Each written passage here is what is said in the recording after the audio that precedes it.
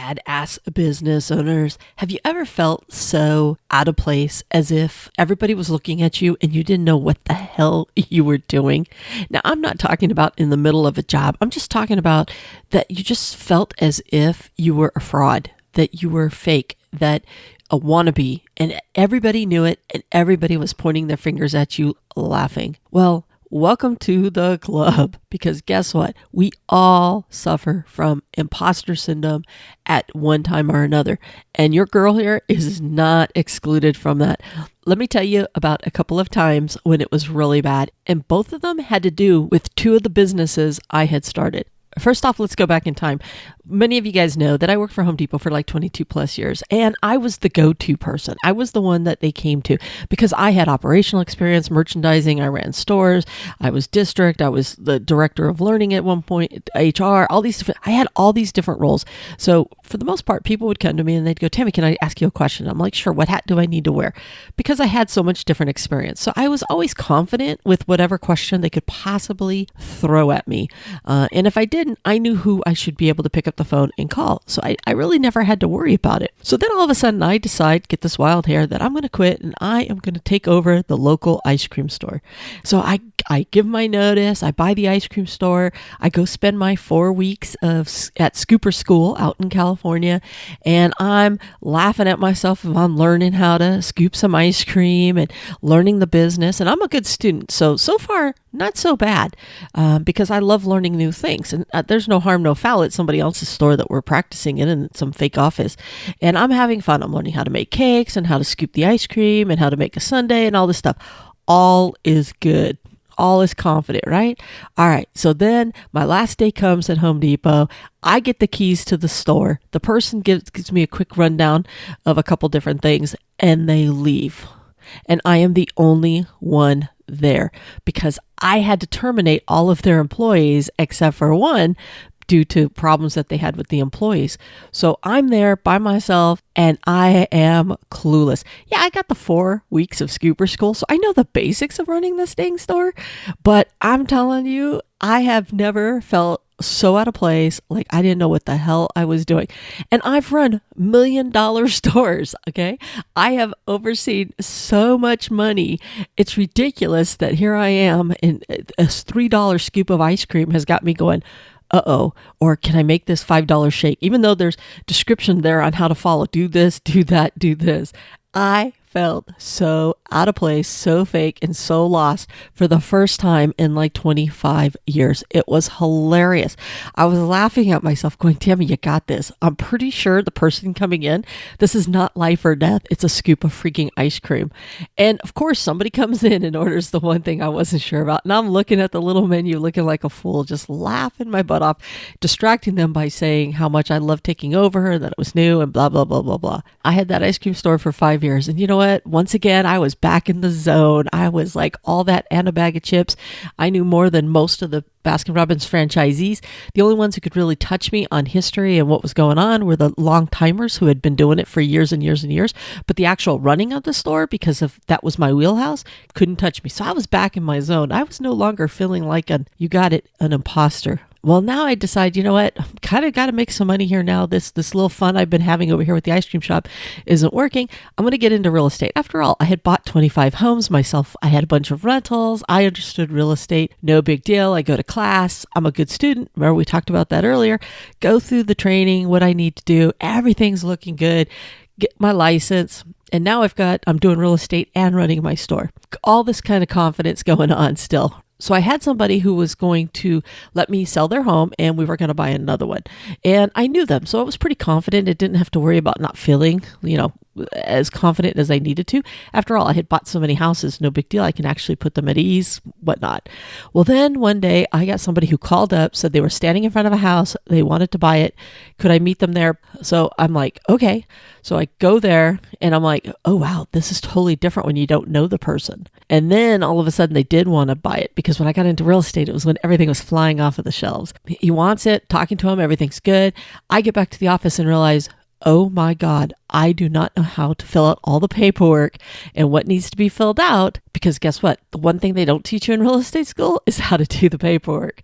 And even though I'd kind of sort of seen it, it's very different when you're writing it up because it's an actual contract and it's something that, you can go to jail for. You're doing what lawyers do in most other states. But in Arizona, it's you're a temporary lawyer for this real estate transaction. It's a funny way of saying it, but that's kind of what it is. But here I am, and I once again went right back to, oh my God, I'm a ding dong, I'm a fraud, I don't know what the hell I'm doing. I just projected all of this confidence to the guy out at the house because houses are my wheelhouse. I can explain the house, walk through the whole thing, talk to him about it.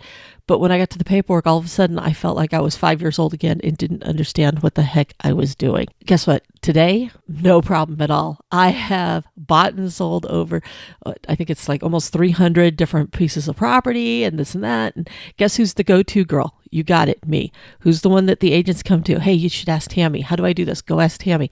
I'm right back in that sweet spot of where I belong. But oh my God, if you go back to those first few transactions, I felt lost. Here's the thing, people. When you start your business, you are totally going to have imposter syndrome. And you might have that imposter syndrome for years because you're going to constantly be put into new situations and into new territory that you just have never been in before. Especially for those of you that have done what it is that you do for somebody else. Because you know what? You know how to do what it is that you do with your eyes closed. You can be blindfolded and you can do what it is that you do. But what you don't know how to do is to run a business. What you don't know how to do is to handle when people get really upset.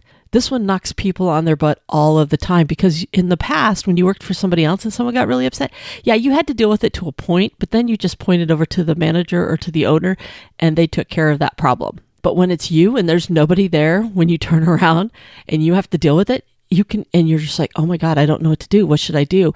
How should I handle this? Or if something else pops up in the business that you've never had to deal with before, you feel fake. You feel like a fraud. I get it. And you can feel like a total dum-dum. I can tell you that when I have gone through this every single time, it's one of those things where I have to get out of my head. I have this online business. I have this coaching business.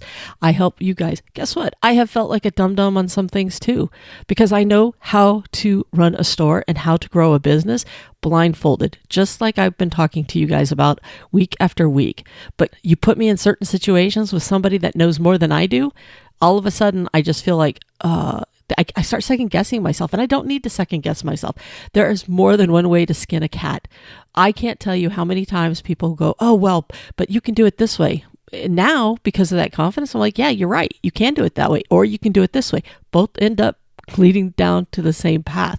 But what happens is when we get in our head, we start second guessing ourselves.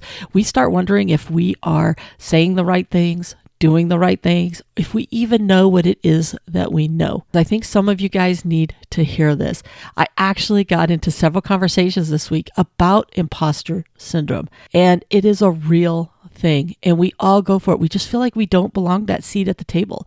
Sometimes we're very successful and we're doing really well, and we still feel like a fraud. We feel like someone's going to catch on that we don't know what the hell we're doing, even though we look like to the rest of the world we know what we're doing, that we have it all going on, and inside we're just a jumbled mess, and we're clueless, we're lost. It's all part of that imposter syndrome. It's our own brain screwing with us. Most other people don't know and don't care. When someone comes to you or uses your business, what they care about is that you can do what it is that you say you can do.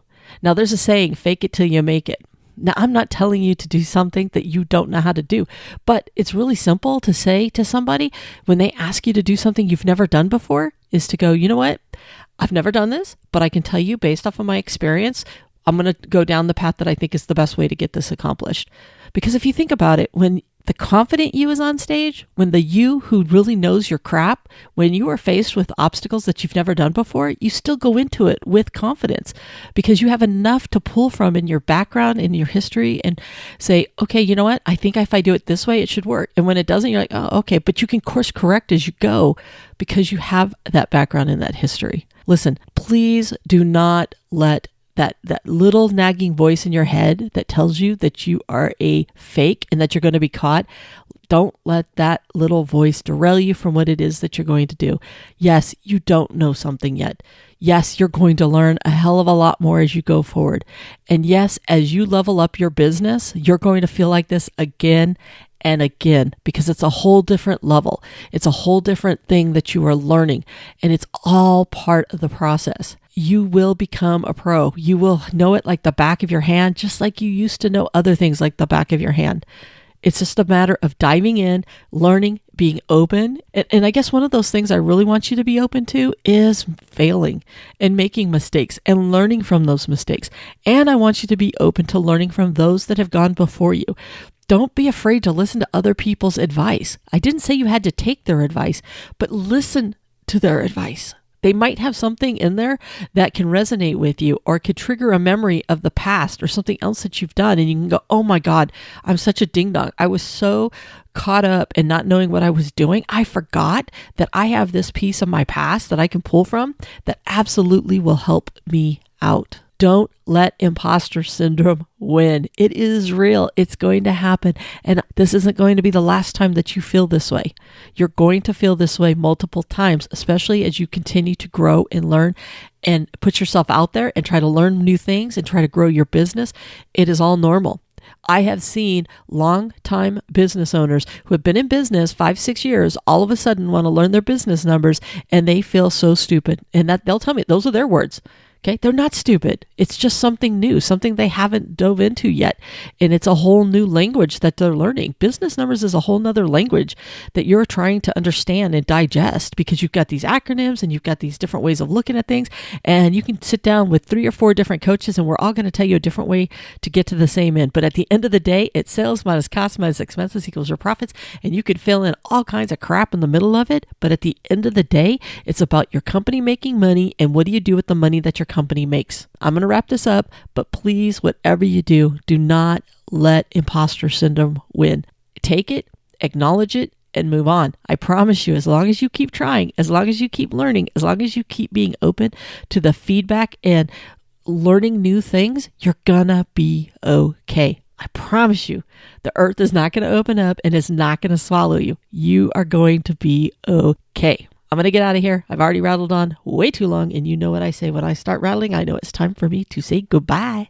So I will talk to you on the next episode. Get out there and kick some butt. Bye for now. Hey, badass business owner, before you go, as you know, I'm a huge believer in you knowing your business numbers.